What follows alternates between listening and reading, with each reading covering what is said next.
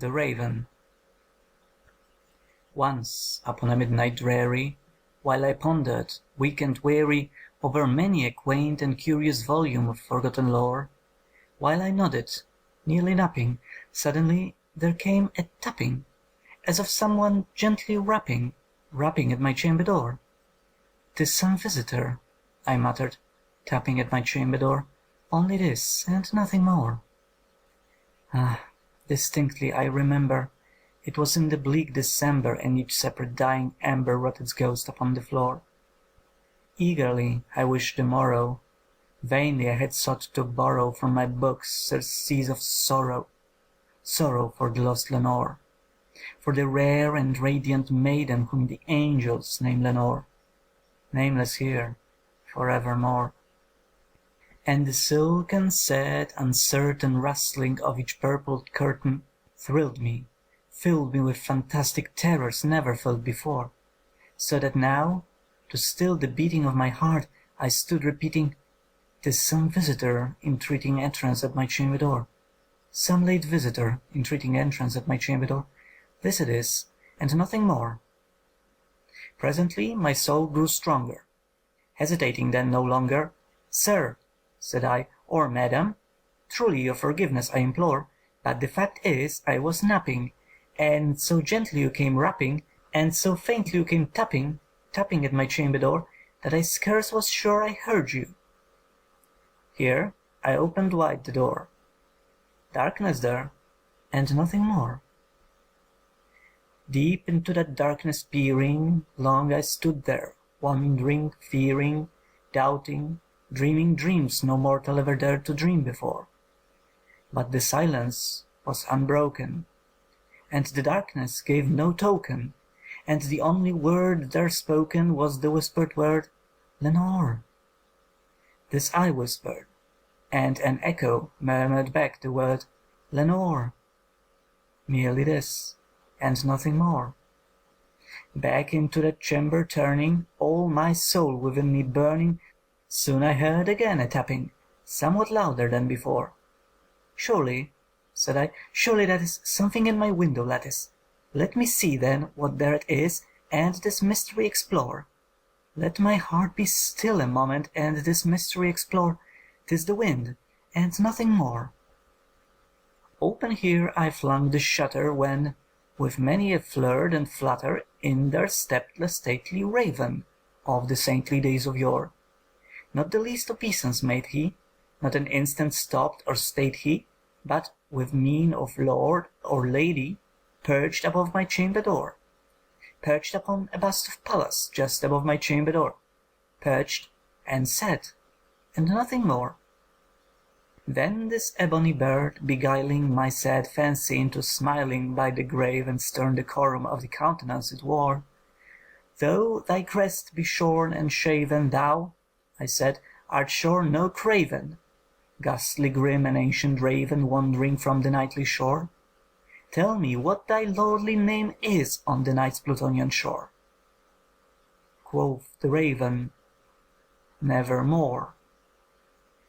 Much I marvelled, this ungainly fowl, to hear discourse so plainly, though its answer little meaning, little relevancy bore, for we cannot help agreeing that no living human being ever yet was blessed with seeing bird above his chamber door, bird or beast upon the sculpted bust above his chamber door, with such name as Nevermore.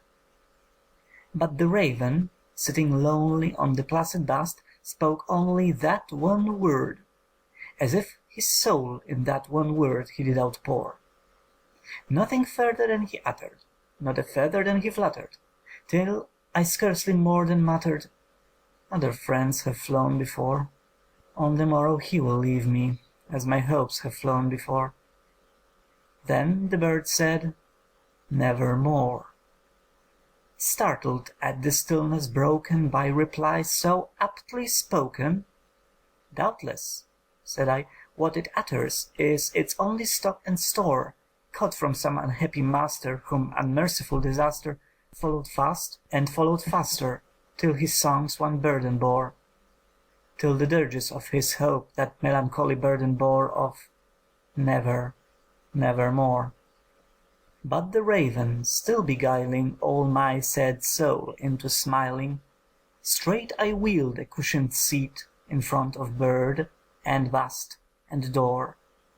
Then, upon the velvet sinking, I betook myself to linking fancy unto fancy, thinking, what this ominous bird of yore, what this grim, ungainly, ghastly, gaunt and ominous bird of yore meant in croaking, Nevermore. This I said, engaged in guessing, but no syllable expressing to the fowl whose fiery eyes now burned into my bosom's core. This and more I said, divining, with my head at ease reclining on the cushion's velvet lining that the lamplight gloated o'er, but whose velvet violet lining, with the lamplight gloating o'er, she shall press, nevermore.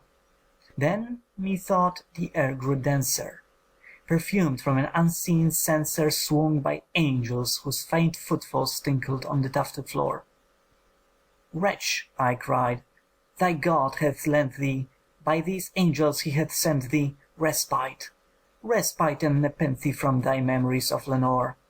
Quaff, oh quaff this kind nepenthe, and forget this lost Lenore. Quoth the raven, Nevermore.